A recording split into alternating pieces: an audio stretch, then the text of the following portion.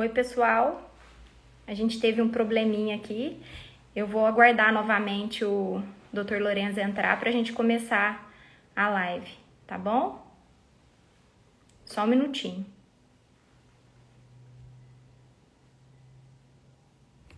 Pronto.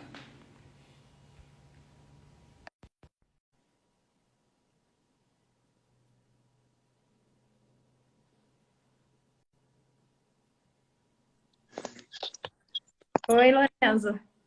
Oi, Sabrina. Boa noite, tudo Deu bem? certo. Deu certo. Boa noite. É a primeira live do Lorenzo. Olha que honra pra gente, né? Assistindo e participando. Assistindo e participando de lives. Nunca tinha assistido uma live. Mas que bom, tá vendo? Você foi melhor que muitos, porque você conseguiu me mandar um convite. Eu confesso que eu acho que nem eu sei fazer isso, viu, Lourenço? Ele aparece aqui na onde que aparece entrou. Mariana Leite entrou. Aí aparece ali o pedido do convite. Ah, A primeira perfeito. vez não tinha visto, a segunda vez eu vi. Mas deu tudo certo, que bom. Tudo certo. Lorenzo, primeiro eu queria te agradecer muito você estar participando dessa live com a gente, né? Eu tenho certeza que vai ser um aprendizado muito grande para todo mundo, especialmente para os meus alunos, né, aqui da Faculdade Atenas, que vão ter muito a aprender com você hoje aqui sobre câncer de cabeça e pescoço na nossa live. Então eu queria agradecer, eu sei que sua vida é corrida, né? E você vai dedicar esse tempinho aí para participar da live com a gente. Então, muito obrigada, viu, Lorenzo? Boa, eu que agradeço o convite, né? Tava com saudade de você, Sabrina. Obrigado pelo convite. É um assunto que eu mais gosto, né? Então é um prazer falar de cirurgia de cabeça e pescoço. Que bom. Então, vamos lá, Lorenzo. As lives costumam durar 1 hora, tá? Então, Tá bom. os meus alunos me mandaram algumas perguntas. Eu vou repassar as perguntas para você. E o pessoal pode mandar a pergunta também aqui pelos comentários, que eu também Aqui faço. embaixo. Isso, que eu também faço para ele, tá bom, pessoal? Tá ótimo. Eu vou começar, Lorenzo, te fazendo uma pergunta que eu acho que vai ser interessante para os meninos escutarem mesmo, né? Que é por que que você escolheu ser cirurgião de cabeça e pescoço? Fala um pouquinho para a gente da especialidade em si, né? De cirurgião de cabeça e pescoço. Pronto. A gente tem aluno de primeiro, segundo, terceiro ano, né? Você falou. Da Faculdade Atenas aqui de Passos é até o E a terceiro faculdade ano. tem É. até o terceiro ano.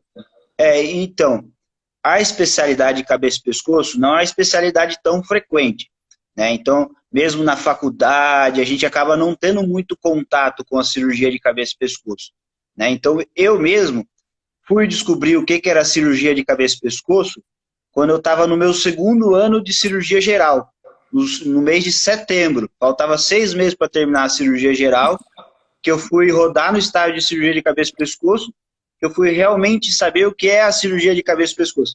Então, eu acho bacana eu dizer para eles como que é a especialidade, porque já entra num hall do que eles sabem o que faz o cirurgião de cabeça e pescoço, né? Então, é uma especialidade cirúrgica, maioria das vezes, tem poucos casos que a gente trata clinicamente, a maioria dos casos a gente trata cirurgicamente, né? E a gente abrange praticamente todos os tipos de tumores ou nódulos benignos ou alterações congênitas que vão desde da couro cabeludo até a região externa da calota craniana até a região mais inferior do pescoço. Então, vai desde tumores de pele, a tumores de glândulas, a tumores de partes moles, como de mandíbula, tumores de região de mucosa, como carcinoma de língua, e até doenças congênitas, por exemplo, cisto branquial, cisto tireoglosso, né? E outras doenças que não são tumores necessariamente, por exemplo, alterações na paratireoide, doença de Graves, né? Tudo isso faz o cirurgião de cabeça e pescoço. E eu eu sempre tive vontade de operar pacientes com câncer, né? Eu quase que eu fui fazer cirurgia oncológica, mas a cirurgia oncológica é uma cirurgia que ela abrange muitas áreas e tem muitas pessoas que fazem a cirurgia oncológica. O cirurgião coloprocto faz a cirurgia oncológica, o cirurgião gastro faz, o cirurgião geral faz. Então, quando eu descobri a cabeça e pescoço, eu acabei indo para a cabeça e pescoço porque eu achei que era uma área mais específica. E eu vi que tinha poucos especialistas nessa área e achei que seria uma boa oportunidade. E aí eu vim parar na cabeça e pescoço. Ah, que legal. E você tem razão, né? Porque é uma especialidade que, assim, às vezes, os alunos mesmo, eu tenho contato próximo com muitos alunos. Nenhum nunca me falou que queria ser cirurgião de cabeça e pescoço, né? Eles falam neuro, eu quero ser oncologista, né? Pediatra, psiquiatra. Mas nenhum fala que quer ser cirurgião de cabeça e pescoço, né? Você acha que falta, talvez, divulgação da... É porque, assim, a medicina é muito ampla, né? E é muita coisa que a gente tem que aprender durante a faculdade, né? E a cabeça e pescoço acaba ficando um pouco de lado, né? Mas, realmente, você vê que, assim, cada vez mais tem mais doença de cabeça e pescoço. Por exemplo, nódulos em tireoide, ocorre em 1 a cada 2 mulheres. Então, assim, realmente é uma coisa que está crescendo, cada vez tem mais, né? E eu não tenho dúvida que é uma boa área para quem quiser pesquisar aí atrás, vai gostar. E, Lorenzo, por que Julho Verde? Por que Julho, que é conscientização de câncer de cabeça e pescoço, tem alguma explicação ou não? Eu não sei se tem uma explicação para ser em julho, né? Eu acho que esse mês da conscientização acho que começou com o câncer de mama, né? Com o outubro rosa, que é o mais consolidado, né? Depois veio a E aí, depois novembro azul, e calhou, eu acho que a reunião da cirurgia de cabeça e pescoço, da época que eles decidiram fazer isso, caiu em julho, entendeu? Foi em 2014. Que lá em Nova York, que um cirurgião de cabeça e pescoço muito famoso, que chama Jatin Shah, ele junto com toda a equipe lá, resolveu começar essa campanha, né? Dia 27 de julho é o Dia Nacional de Combate, Dia Internacional de Combate ao Câncer de Cabeça e Pescoço, e acabou que o mês de julho inteiro ficou com um mês de conscientização. Isso é uma coisa muito boa, porque as pessoas acabam falando nisso, né? Porque se não tem assim alguma coisa que puxe o assunto, não é muito falado. Agora, no mês de julho inteiro, todo mundo falando sobre isso, câncer de boca, de tireoide, de laringe, e as pessoas acabam conhecendo, né? É uma forma de divulgar a área, né? É uma forma de divulgar até igual agora para os alunos, né? Eu acredito que tenham muitos alunos meus que estão pensando já de outra forma e vão pensar ainda mais quando acabar a live na especialidade. Mas você já falou mais ou menos aí, Lorenzo, mas fala pra gente melhor, assim, quais são os principais tipos de tumores de cabeça e pescoço? Quais são os principais? Assim, o mais comum de todos querendo ou não, é o tumor de pele. Mas o tumor de pele é tão comum que ele acaba nem entrando nas estatísticas, entendeu? Por exemplo, se a gente for ver tumores mais comuns do ser humano, vai estar o primeiro lá. Na mulher, a mama, no homem, a próstata, em geral é o pulmão. Eles excluem o tumor de pele de tão comum que é, né? No SUS aqui, eu acabo operando muito tumor de pele, tumor na pálpebra, na orelha, no nariz, em toda a região da cabeça e pescoço é que a gente acaba mais fazendo. Fora o tumor de pele, o mais comum na mulher é o de tireoide, que ele é bastante frequente em tireoide, em mulher, e no homem é o tumor de boca. O tumor de boca é o quinto tumor mais comum, de tumor maligno mais comum em homens no Brasil, né? Fora esses, a cabeça e pescoço abrange os tumores de parótida, os tumores de glândula submandibular, sublingual, todo o tumor que vem na mucosa, desde o nariz até a região da laringe e da hipofaringe, né? Tumores de origem mesenquimal, como sarcomas de mandíbula, sarcoma de maxila. O que mais que eu estou esquecendo? Também não tem só tumores, né? Tem doenças benignas. Bastante coisa, mas são bastante tipos tumorais, né? Bastante tipos histológicos. São bastante tipos. E dentro do tipo tumoral tem os tipos histológicos ainda, né? Igual só tireoide. Exatamente. E Lorenzo, a outra pergunta que me pediram para fazer para você, né? Qual seria a relação entre o tabaco e o etilismo com os tumores de mucosa, né? Porque a gente sabe que o principal fator de risco para tumor de mucosa é o tabaco, e eu acho que o segundo colocado, se eu não estou errada, é o etilismo, né? E, inclusive, acho que os dois juntos potencializa ainda mais esse risco, né? Mas qual que é a relação? Você sabe falar para a gente o que o cigarro faz na mucosa? É exatamente isso. O cigarro, né, ele acaba tendo os múltiplos carcinógenos que acabam agredindo a mucosa cronicamente, né? Então, assim, um cigarro não vai causar uma agressão tão grande, mas um uso crônico do cigarro, a mucosa acaba sendo agredida, e ela não consegue mais cicatrizar. Então, acaba ocorrendo um processo inflamatório crônico, e desse processo inflamatório crônico acaba ocorrendo mutações genéticas e surgindo a célula tumoral, né? O cigarro, ele vai passar desde a boca até o pulmão.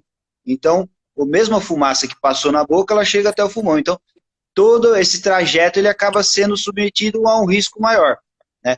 O álcool é a mesma coisa. Além disso, a fumaça do cigarro ela é dissolvida na saliva e ela é ingerida para o estômago. Então, assim, o cigarro, além da fumaça inalada para o pulmão, ela acaba indo para o trato digestivo. Então, tem maior chance de tumor de esôfago, de estômago também. E o que exatamente o que você falou, o álcool potencializa. Então, assim, quase 70% dos tumores de boca, por exemplo, a causa deles é por causa do tabagismo e do etilismo. Né? Então, assim, com certeza disparado a causa mais comum desses tipos de tumores. Então, que é... Pode terminar, desculpa. Não, que é, porque assim, que a gente falou, tem vários tipos histológicos, né? Esse tumor que a gente está falando é o carcinoma espinocelular, né, das mucosas. Tá. Então, o cigarro e o tabaco realmente são os principais fatores de risco para esses tumores, né? Sim, e eles têm aquele efeito sinérgico. E o etilismo, na verdade. O cigarro e o álcool, Eles têm aquele efeito sinérgico. Quando combinados, eles têm maior chance. Entendeu? Alguns têm maior propensão do que outros. Por exemplo, o cigarro, ele acaba levando a pessoa a ter mais tumores no palato mole, por exemplo, do que o álcool, porque a fumaça vai direto no palato mole. Já etilistas pesados, eles têm maior chance de ter tumores no soalho da boca, porque na hora que a cachaça entra na boca, ela bate direto no soalho. Uhum. Então, assim, cada um acaba tendo maior chance de ter um tipo de tumor específico. Mas os dois juntos são a principal causa, com certeza. Estão escutando, né, alunos? Não fumem. E bebam com moderação. Ô Lorenzo, dentre os tumores de cabeça e pescoço, qual que você considera assim, que você fala, nossa, quando o paciente chega no consultório, você fica até chateado, assim, que tem um pior prognóstico? O pior prognóstico disparado é um tumor que acho que o pessoal já ouviu falar, que é o carcinoma anaplásico de tireoide. É um tumor que ele é extremamente raro. Quando ele dá, a mortalidade é quase 100%, é difícil você conseguir curar alguém, né? Acaba que a mortalidade pode ser até em semanas, entendeu? Um paciente que você passa a visita num dia, no outro dia você volta, o tumor já está maior ainda, no outro dia você volta, está maior ainda, então você vê o tumor crescer dia a dia, né? Esse tumor, realmente, ele e tem um prognóstico muito diferente dos outros, né? Mas assim, o que me deixa mais chateado, na verdade, não é um tipo histológico em si, mas quando o tumor já chega em graus avançados, entendeu? Porque muitos pacientes já chegam com tumores avançados, que seriam tumores que no princípio a gente conseguiria tratar eles bem, com uma boa chance de cura, mas a gente acaba pegando muitos deles já com a chance de cura muito baixa, que vai precisar de um tratamento muito agressivo e quando a gente trata, o paciente acaba sofrendo alguma sequela do próprio tratamento, né, e nem sempre a gente consegue obter a cura desse paciente. Né? Então, na verdade, o que deixa chateado não é um tipo de tumor ou outro tipo de tumor, é quando acaba que por qualquer motivo, ou descuido do paciente, ou demora do sistema de saúde, ele já chega com um tumor avançado. E No aí, consultório particular é difícil disso acontecer, né? Porque o paciente tem muito mais acesso. Então, qualquer feridinha na boca, ele já vai no médico e rapidamente a gente trata, né? Mas no SUS é diferente. infelizmente, né? Aí não sobra muito o que você fazer, né? E aí eu acho que é É, isso que deixa chateado, né? Você não conseguir exatamente. curar o paciente, né? Muito bom, Lorenzo. Fico feliz. Ô, Lorenzo, uma pergunta que uma aluna minha pediu para eu te fazer, ela falou que nas glândulas salivares, ela perguntou se o tamanho da glândula interfere na malignidade do tumor, né? E Boa, muito bom. se existe essa correlação, por quê? Existe. É o seguinte, a gente tem 3 pares de glândulas salivares maiores, que a gente fala. Essas são as glândulas parótidas, que elas ficam aqui do lado, em cima do músculo masseter, embaixo aqui do lobo da orelha. As glândulas submandibulares e as glândulas sublinguais, que ficam embaixo da língua aqui, dentro da boca. Né? A gente fala que quanto maior a glândula, menor é a chance do nódulo ser maligno. Então, assim, a glândula parótida tem muito menos chance de ter um nódulo maligno do que a glândula sublingual, por exemplo. Entendeu? Até tem umas porcentagens. A gente fala que a porcentagem da chance do nódulo da parótida ser benigno é de 80%, dele ser benigno na glândula submandibular é de 50%, e dele ser benigno na glândula sublingual é de 20%. Então, quanto menor a glândula que tiver o nódulo, maior a chance desse nódulo ser maligno. Tá? Interessante, né? Essas são as glândulas... então. Pois é, não tem muita explicação, mas é assim que acontece. Né? Essas são as glândulas salivares maiores. Né? Na nossa mucosa toda, por dentro da boca, no céu da boca, essas bolinhas que a gente sente atrás do lábio, essas bolinhas são as glândulas salivares menores. Essas, se tem um nódulo nelas, a chance de ser maligna é maior ainda.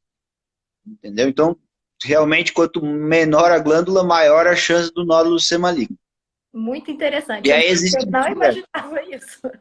Eu não imaginava que fosse assim, fosse essa relação. Porque talvez a gente acaba pensando assim, mas é igual à próstata, né? A gente acha que quanto maior a próstata, maior a chance do indivíduo ter câncer. E não é, né? A hiperplasia, ela não é um fator de risco para câncer, né? Então, isso não existe. E eu imaginava que talvez tivesse alguma relação, mas muito interessante, muito interessante. Bom, próxima pergunta. Quer complementar com alguma coisa?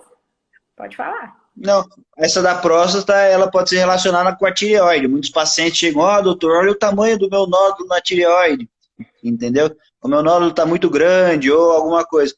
Às vezes, um nódulo grande tem muito maior chance de ser um nódulo benigno do que um nódulo pequeno, entendeu? O nódulo pequeno ele está escondidinho ali, ele pode ser maligno, às vezes a pessoa tem um aumento bósseo de tireoide, uma tireoide bem grande, que é um aumento benigno da tireoide, e não preocupa. Né? E Lorenzo, falando de tireoide, né? Boa. Quais os principais fatores de risco para os tumores de tireoide? E assim, existe diferença do fator de risco para o tipo histológico desses tumores? Tá. A tireoide, ela não tem muito fator de risco. tá? Para você ter um tumor de tireoide. O fator de risco mais conhecido e mais descrito é radiação. É. Por exemplo, radioterapia prévia. Então, por exemplo, se o paciente teve um tumor de mama e precisou fazer radioterapia e ela tem um nódulo na tireoide, a chance desse nódulo ser maligno é muito maior do que uma pessoa que não fez radioterapia prévia, né? Fora esse fator de risco, os outros fatores de risco é ser mulher, tem muito mais chances do que um homem ter um nódulo maligno na tireoide, e história familiar, né? Se você tem parente de primeiro grau com tumor de tireoide, a sua chance de ter um tumor de tireoide é maior do que quem não tem parente de primeiro grau com nódulo maligno de tireoide, né? Existem vários tipos histológicos de tumor de tireoide. Uhum. A gente divide eles nos bem diferenciados, que é a grande maioria deles. 85, 90% deles são os carcinomas bem diferenciados, que são os dois principais tipos, o papilífero e o folicular. Esses eles têm um prognóstico excelente, na grande maioria das vezes. Muito difícil a pessoa ter algum problema mais sério, muito difícil a pessoa acabar morrendo por causa disso. Mas tem outros tipos. Tem o carcinoma medular. E o carcinoma medular, ele tem uma história familiar muito importante. Entendeu? Sempre que você diagnostica alguém com carcinoma medular, você acaba tendo que investigar a família da pessoa inteira para carcinoma medular. O medular é Entendeu? aquele do RET ou não? O medular é aquele do RET. Ah, tá, do gene O RET. medular do gene RET, é. O, o carcinoma papilífero e o folicular, eles são das células foliculares da tireoide. Uhum. O carcinoma medular, ele é de outro tipo de célula, ele é da célula parafolicular, né? E ele é do gene RET. A maioria dos pacientes tem mutação no gene RET. E aí tem os diversos códons lá, tem os códons que são mais com um prognóstico melhor e tem os códons que são um prognóstico pior. Quando a gente diagnostica alguém com carcinoma medular de tireoide, a gente tem que investigar o gene RET. Se essa pessoa tiver mutação no gene RET, a gente tem que investigar todos os parentes de primeiro grau dessa pessoa. Perfeito. Entendeu? Funciona como o BRCA da mama, né? Então, É, com aquelas síndromes, né? Mas eu tava vendo isso mesmo, que parece que nos tumores de cabeça e pescoço, o da tireoide é o que tem essa maior associação com o histórico familiar e com a genética, né? Inclusive, não lembro se é o medular, mas ele é considerado síndrome hereditária por conta do gene RET mesmo, né? Dessas mutações no gene RET. o medular. Eu também, eu não sei se é mito ou não, né? Mas eu vi foi num artigo, mas hoje em dia a gente tem que tomar cuidado até com o artigo que a gente lê, né? Você sabe que às vezes é complicado. Mas eu vi que criança que faz que faz muito raio-x quando criancinha, tem uma chance maior de ter tumor de tireoide quando é na fase adulta, né? Isso é verdade ou é mito? Ó, esse artigo eu não vi ainda, mas eu acredito que deve ser sim verdade, né? Principalmente tomografia, né? Porque realmente, igual que eu falei, o único fator de risco externo que a gente conhece é a radiação. Então não tem por que não ser verdade. E qual que é o tratamento para tumor de tireoide, Lorenzo? Aí depende do tipo histológico, Sim. né? O carcinoma bem diferenciado, que é o mais comum de todos, o tratamento é a tireoidectomia. Até poucos anos atrás, a gente sempre fazia tireoidectomia total para os carcinomas bem diferenciados. Hoje em dia, a gente já está fazendo até tireoidectomia parcial, dependendo do caso. Não precisa nem tirar a tireoide inteira, né? Se o paciente tiver metástase, aí a gente tem que fazer a tireoidectomia total e ressecar a área linfonodal dessas metástases, né? O sítio linfonodal. Se for lateral, os linfonodos do pescoço. Se for central, o do meio do pescoço, né? e dependendo do anátomo patológico, do estadiamento do tumor, ou das características da célula, pode ser que o paciente precise fazer uma complementação com um comprimido de iodo radioativo, né? Dependendo de como vier o anátomo patológico, a gente pode encaminhar esse paciente para fazer um iodo radioativo. O iodo radioativo, como é que funciona?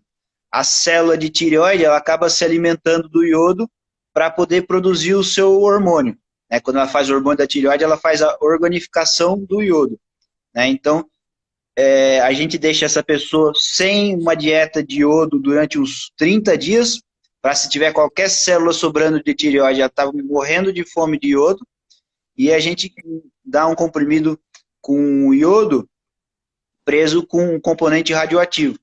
E esse componente radioativo vai parar dentro da célula da tireoide e essa célula acaba morrendo. Esse é o tratamento da radioiodoterapia. Tem um médico específico que faz isso, tem uma especialidade que faz só isso, que é o médico nuclear. Ah, sim. Lá no HC tem a medicina nuclear, né? Tem Medicina nuclear, não é o cirurgião que faz esse tipo de tratamento. A gente só encaminha. E Lorenzo, o tumor de tireoide, ele é um tumor, eu falo, ele é um pouquinho diferente, né? Porque, assim, ele não segue à risca a idade, né? Dos outros tumores. Normalmente, tumor é uma idade, acontece por acúmulo de mutação em pessoas mais velhas, com mais de 60 anos. São pessoas mais novas, não são? É isso mesmo.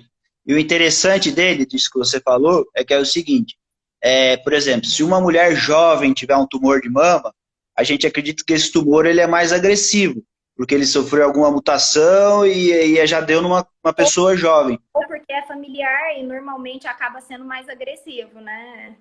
Mais agressivo. Na tireoide é o contrário.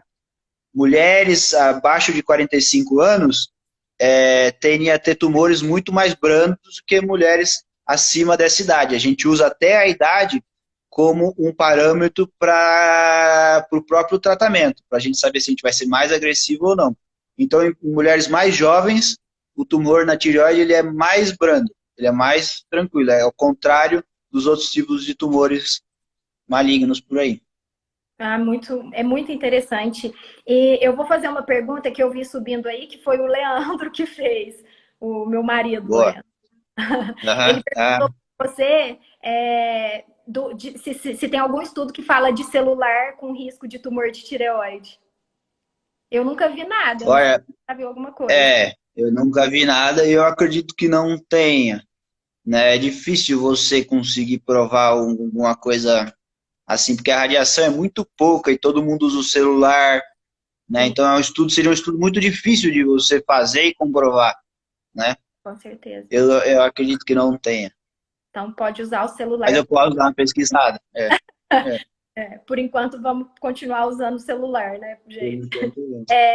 E Lorenzo, uma coisa também que me chamou um pouco a atenção na tireoide é que, ao contrário de muitos tumores, parece que o cigarro ele não tem relação com o tumor de tireoide, né? Pelo menos eu não vi nada assim. E o cigarro ele tem relação com tudo, bexiga, né? Que não faz parte Bexiga, próstata, tem vários estudos, né? Como você falou, boca, vários. Tireoide, realmente não tem correlação ou a gente não pode afirmar nada? Não, não tem correlação. Até onde eu sei, às vezes até tentam colocar nos trabalhos que se o tabagismo houve relação ou não para ter maior chance. Não teve relação a maioria dos trabalhos que eu vi, que eu me lembro. Realmente o que tem mesmo de relação é radioterapia, irradiação e história familiar. Certo. Então vamos lá. Aqui na Faculdade de Atenas a gente tem algumas ligas, né? Tem a liga de oncologia, que eu sou a professora que orienta os meninos, né? E a gente está fazendo um trabalho lá muito legal, que é para avaliar mitos e verdades sobre fatores de risco para câncer, né? Então, o intuito é para a população e depois fazer um projeto de extensão e levar para a população informações com evidência científica, né? E aí a gente recebeu resultados muito interessantes da percepção da população. E Legal. esses corações aí que você está vendo, é todo mundo da liga. E, Boa. e alguns são de cabeça e pescoço. Aí eu queria que você ajudasse a gente no trabalho. Vamos lá. Consumo em excesso de carne vermelha pode aumentar o risco de desenvolvimento de câncer na boca ou garganta? Pode, pode. Então não, Consumir excesso de carne. Oi? então não é mito. Não é mito. É mais relacionado, muito mais relacionado com, com tumores de cólon. Né? Tumor de cólon é bem descrito que quem consome em excesso pode ter mais chance de ter tumor de boca. Mas tumor de boca, o excesso de alimentação de carne vermelha, ele pode sim gerar maiores tumores de boca. Não se sabe exatamente por quê. Se é por causa da gordura, eles veem que é por conta de comidas gordurosas, bacon, ou se é por causa do próprio preparo da carne, que solta aqueles nitritos, radicais livres, mas tem trabalho, churrasco pior ainda, porque é na brasa, né? Mas tem trabalho, não tem muita evidência, mas tem trabalho dizendo que tem alguma relação, sim. Então tá. Então não é mito, viu, gente? Escutaram o É, Lourenço falar. sim, mas eu não estou dizendo que comer carne vai te dar câncer de boca. Lógico. Nada em excesso faz bem. Né? Então, assim, nada em excesso faz bem. Então, se eu comer carne de manhã, de tarde, de noite, bacon no almoço, né? Aí você tem maior chance, depois de muitos anos. Será Né? que morar, Comparado com será uma que pessoa que morar, não come tanto. será que morar nos Estados Unidos é fator de risco, então, Lourenço? Para câncer de boca? É, Porque, lá eles se alimentam mal, hein? ô Lorenzo, outro ponto que me chamou muita atenção nessa pesquisa foi que algumas pessoas falaram da prótese dentária. E eu achei muito interessante, assim, né? A Uhum. prótese dentária, ela é um fator de risco para câncer de boca? Você sabe algo sobre isso? Não, a prótese dentária, ela não é um fator de risco, né? Mas qualquer trauma crônico numa região, uma coisa que fica batendo na mesma região durante muito tempo, vai levando a uma inflamação local, um processo inflamatório, um distúrbio imunológico ali, e pode se transformar num carcinoma. Então, assim, uma prótese não é um fator de risco, mas uma prótese mal ajustada, que está com uma pontinha lá, batendo na gengiva da pessoa durante muito tempo, pode sim transformar num carcinoma, né? Pode Entendi. sim. Então, não é a Eu, prótese, eu, seria um processo inflamatório de uma prótese mal ajustada, né? isso, o trauma crônico. Uma vez eu peguei um paciente que ele tinha um problema neurológico e ele tinha espasmos na mandíbula. Então a mandíbula dele o tempo todo estava mordendo.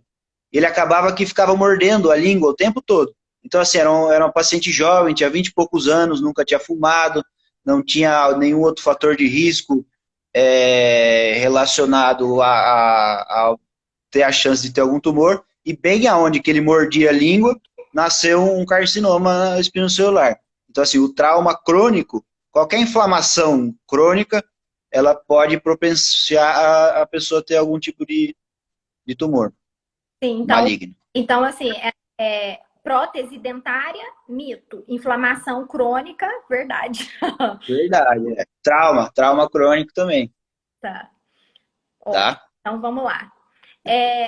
Lorenzo, outra pergunta que eu tenho aqui para te fazer é a respeito de assim, de prevenção, né? Então, na verdade, de medidas preventivas, né? Ou autoexame, de cuidados. Então, a mama, a mulher faz consegue fazer o autoexame, né? A próstata, o homem não consegue, mas ele vai no urologista e ele pode fazer o rastreamento da próstata. Em geral, para câncer de cabeça e pescoço, tem algum autoexame, tem alguma medida preventiva, algum sinal que o paciente, que não só o paciente, né, mas que os meus alunos, que são futuros médicos, que todos os alunos que estiverem assistindo a live, né, para aprender, deve ter seu também, Uhum.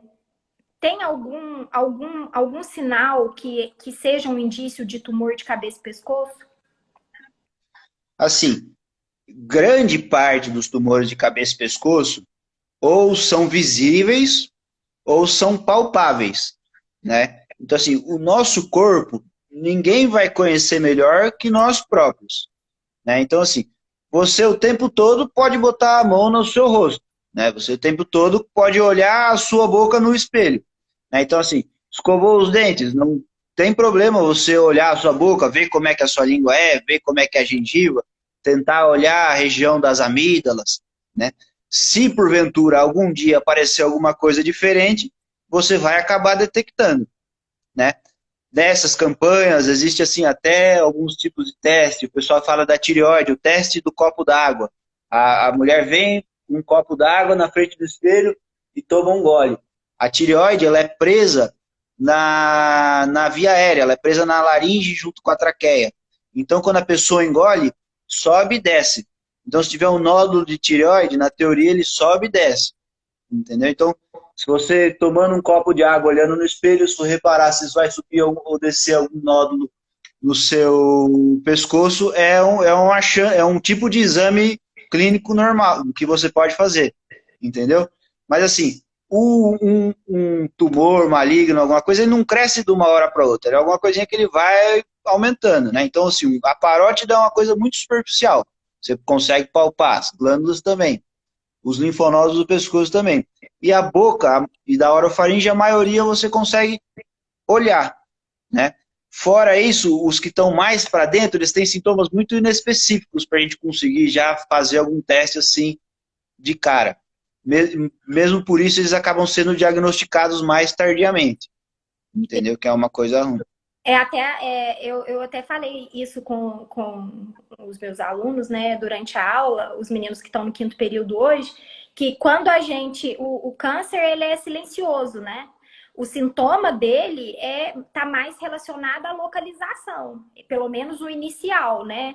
Então, se é superficial, ele vai gerar um sintoma, mas se não é superficial, acaba que quando surge um sintoma, já são aqueles sintomas mais relacionados à agressividade mesmo, né? Ou alguma síndrome paraneoplásica, que aí acaba ficando mais difícil da gente de tratar e de identificar, né? Mas se você falou, é verdade, como cabeça e pescoço, pelo menos algumas, é mais superficial, dá para ter uma ideia melhor, né? Pelo menos tirei. Isso. Eu vou beber água A hoje. maioria, a maioria é mais superficial. A maioria é mais superficial. Mas tem realmente alguns, por exemplo, o carcinoma da nasofaringe. O primeiro sintoma mais comum do carcinoma de nasofaringe é a metástase cervical. Entendeu? Então o paciente aparece já com a metástase, e aí você vai investigar de onde que veio essa metástase, e aí você acha o carcinoma da nasofaringe. Entendeu? Então ele é silencioso, tão silencioso a ponto de você só perceber ele depois que ele já dá metástase. Entendeu? Os tumores na base da língua, que é na língua lá atrás, ou na região da faringe, que é a parte que tem entre a laringe e o esôfago, eles também demoram muito a dar sintomas, né? Então, eles só começam a dar sintomas quando eles começam, quando ele cresce a ponto de invadir a musculatura, a inervação sensitiva. Então, quando ele começa a dar sintoma, que ele começa a doer, ele já está com 3 centímetros de tamanho, 4 centímetros. Então, assim, ele demora para dar sintoma e por isso que o diagnóstico geralmente são em casos avançados. Mais boca, parótida, esses a gente tem grandes chances de já diagnosticar mais cedo possível. E é o que você falou, né? Infelizmente, são para pessoas que realmente têm, que conseguem identificar e têm acesso a um serviço de saúde bom, né? Porque às vezes no SUS, mesmo sem identificando, você acaba atrasando um pouco esse tratamento, né? Infelizmente. Mas vamos lá. Uma pergunta que eu acho assim, eu particularmente acho muito legal assim, né? Porque é um fator de risco muito importante para câncer, né? Especialmente são os tumores de colo do útero, que é o HPV, que é o principal fator de risco. A gente sabe que assim, 99% dos tumores de colo do útero estão associados com o HPV. E aí a gente sabe que o HPV, ele não está presente só lá no colo do útero, né? Ele também tem relação com tumor de orofaringe. Essa associação é tão grande quanto no colo do útero, ô Lorenzo, ou não? Ou é uma É, mais baixa, assim? ela é menor um pouco. Aqui no Brasil, a primeira causa para tumor de orofaringe ainda é tabagismo de etilismo. Mas, nos Estados Unidos, a primeira causa de carcinoma de orofaringe já é o HPV. Não sabia-se há pouco tempo que o HPV poderia gerar esse carcinoma de orofaringe. Então, é uma doença que vem aumentando bastante a incidência, né? É mais de países desenvolvidos do que países subdesenvolvidos, a frequência do HPV, né? Mas a relação do carcinoma de orofaringe com HPV tem cada vez crescido mais. E são os mesmos do colo do útero, os mesmos subtipos do HPV, do colo do útero, que causam o câncer do colo do útero, causam o da orofaringe, que são principalmente o 16 e o E o 18. 18, né? Mas eu acho que o câncer, de uma forma geral, o 16 e o 18 são os que têm a maior São correlação, os principais. os principais. Uhum. Muito legal, Lourenço. E essa pergunta eu acabei já te fazendo, né? Quais que são, Se, Lourenço? Pode se falar. eu puder acrescentar alguma coisa, Claro. o carcinoma pelo HPV, né, ele acaba tendo um comportamento completamente diferente do carcinoma causado pelo etilismo e o tabagismo, né? A gente acha que é tudo a mesma coisa, não é. Em geral, ele acaba ocorrendo em pessoas mais jovens, um pouco, né? Você vai ver a pessoa não tem o fator de risco tão importante, não tem a carga tabágica tão alta, ou senão nem nunca fumou e apareceu com carcinoma. Ele dá metástase muito mais precoce do que o outro. Então, muitas vezes também ele é diagnosticado com a metástase antes de conseguir ver o tumor primário, porque às vezes o tumor primário pequenininho já deu uma metástase grandona no pescoço. E, e ele responde muito melhor à radioterapia do que o carcinoma ligado ao álcool e o tabaco. Ele Então, por responde isso, ele melhor. responde melhor.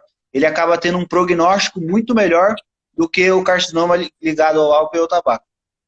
Nossa, é interessante, mas existe uma explicação para isso, assim? Explicação biomolecular deve existir, mas com certeza tem. Muito interessante, eu não sabia disso. Você falou que tem tumor de pele, né? Que o cirurgião de cabeça e pescoço ele também trata tumor de pele.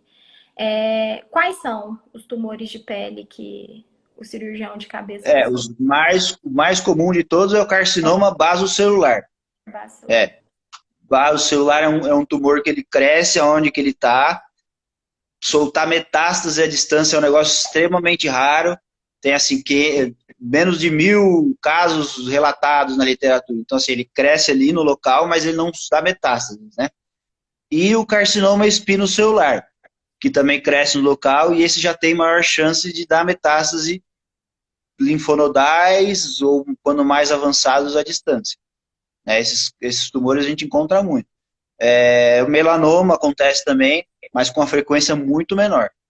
Tá? E o fator de risco pode ser a exposição ao sol mesmo. Principalmente, exposição solar disparada. Quem tem uma imunodeficiência tem muito maior chance de ter. Tem Tipo, pessoas que têm síndrome genética. tipo xeroderma pigmentoso. Exato. Tipo, síndrome genéticas tem. Agora, por exemplo, a pessoa fez transplante do rim. Aí precisa tomar imunossupressor. O tumor dessa pessoa, O tumor numa pessoa normal vai crescer dali 1 milímetro a cada... Paciente que ele é imunossuprimido, o tumor ele cresce com a outra velocidade. Ele tem muito menos resistência a conter o tumor, né? Então a imunossupressão é um fator de risco bem importante. Com certeza. Ô, Lorenzo, então vamos lá, que a nossa live já está quase acabando, queria falar mais. Acho que isso a gente falou um pouquinho já, mas vamos só ressaltar, né? Então, dos tumores de cabeça e pescoço, quando a gente fala em genética, para a gente prestar atenção, né?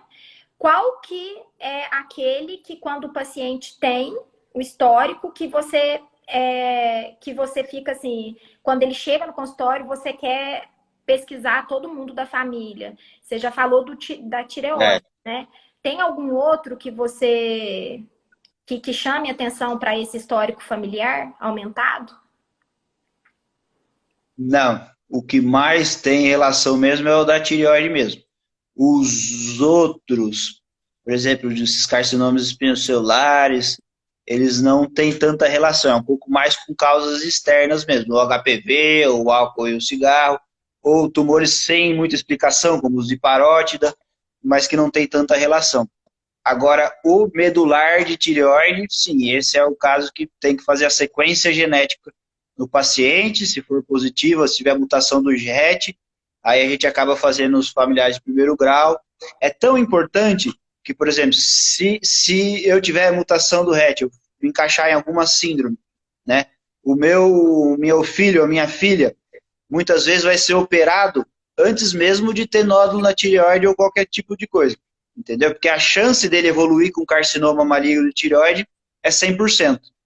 Então, quando a criança nasce, vai fazendo o exame, se não tem nada, deixa crescer um pouquinho, dependendo do tipo de mutação do RET, você tem que fazer a cirurgia antes ou pode esperar um pouco, né? Como se fosse uma cirurgia profilática?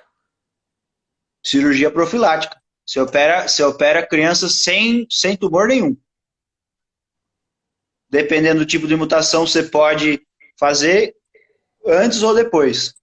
A síndrome de Fowlmini tem relação muito importante com tumores de cabeça e pescoço. A síndrome de Fowlmini é um diagnóstico muito triste. A pessoa não tem resistência nenhuma a conter as células tumorais e o tumor tem uma facilidade de crescer muito grande.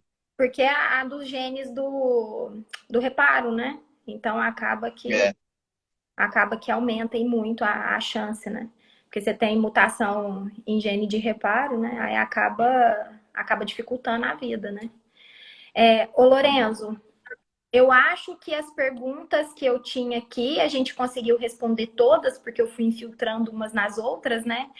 Eu fiquei com uma curiosidade a respeito de tratamento, né? A Lifraumene é do 53, me perdoa. Da língua, do câncer de língua, né? E eu queria que você falasse pra gente como que é realizado o tratamento de câncer de língua. Tá. Os carcinomas espinocelulares, eles têm todo um tratamento meio parecido, né? Tanto faz se ele der na língua, se ele der no soalho, se ele der no palato, tudo é meio parecido. A gente tem que fazer a cirurgia do tumor primário, que é a ressecção dele com a margem de segurança livre. Em geral, a gente faz congelação dessa margem no intraoperatório para saber se a margem está livre ou não, né? Dependendo do estadiamento dessa lesão, dependendo do tamanho dele, ele tem maior chance ou não de já ter soltado metástases cervicais, né? Então, assim, mesmo sem a metástase, dependendo do tamanho, a gente faz a linfadenectomia cervical, que é a retirada dos linfonodos do pescoço. Se ele tiver metástase, aí a gente faz a retirada radical, tira todos os linfonodos do pescoço. Se ele não tiver metástase, a gente pode fazer uma linfadenectomia seletiva, tirar só algumas cadeias, né? Depois da cirurgia, muitos pacientes, principalmente os que têm metástase ou que têm uma maior agressividade local, eles vão passar por radioterapia adjuvante. Então, assim, é um tratamento que ele é longo, ele é custoso para o paciente, né? Mas quando diagnosticado em fases iniciais, tem a chance de cura muito alta.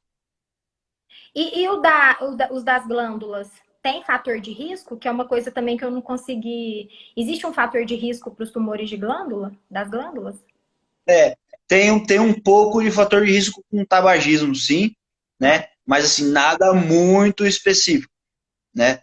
Não tem realmente um fator de risco muito importante os das glândulas salivares, né? Exógenos como Ação, não existe. como? Alimentação e as glândulas não existe É, correlação. nada muito comprovado, estudado e aceito, sabe?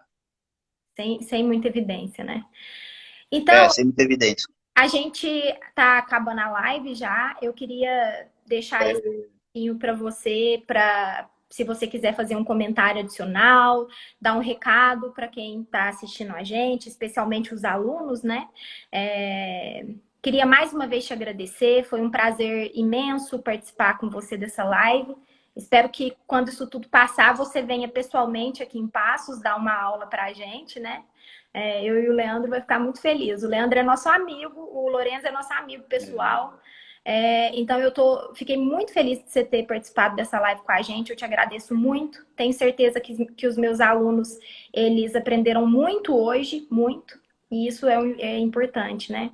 Então eu deixo esse tempo para você fazer as suas considerações finais e te agradeço mais uma vez por essa participação maravilhosa na nossa live, Lourenço. Em nome da Faculdade Atenas, eu, eu te agradeço imensamente.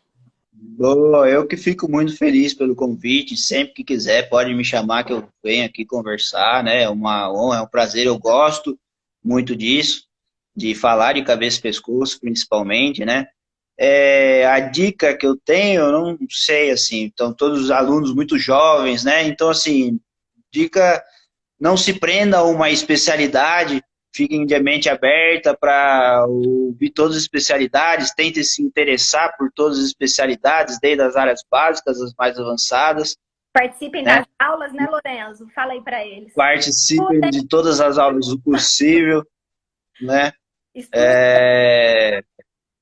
Não deixem de examinar o paciente o máximo possível, porque assim, muitas vezes o paciente queixa um caroço no pescoço, passa com o médico clínico, o caroço no pescoço, o clínico olha, já manda para o caso do caroço no pescoço, mas acaba que nem abriu a boca do paciente, e quando você abre tem um tumor enorme lá, então sempre fiquem instigados a investigar o paciente, a examinar a boca, a orofaringe, palpar o pescoço, tentar palpar a tireoide.